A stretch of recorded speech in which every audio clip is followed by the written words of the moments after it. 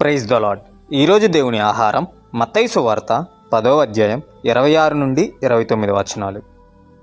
ముఖ్య గమనిక: దేవుని వాక్యం మనకు ఆహారమై ఉన్నది కావున నాతో పాటు మీరు కూడా కలిసి చదవాలి అన్నది మా చిన్న మనవి.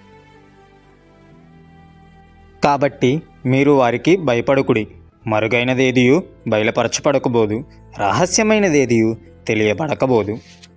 చీకటిలో నేను మీతో చెప్పున్నది మీరు వెలుగులో చెప్పుడి, చెవిలో మీకు చెప్పబడినది మేడల మీద ప్రకటించుడి.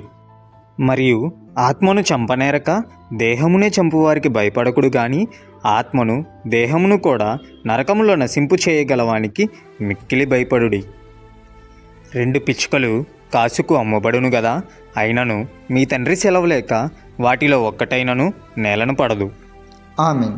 ఈ చిన్ని వాక్యాన్ని ప్రభు దీవించునుగాక. వాక్యం నచ్చినట్లయితే కామెంట్ చేయండి. రేపటి దేవుని వాక్యం కోసం ఛానల్ని ఫాలో చేయండి. Have a great day.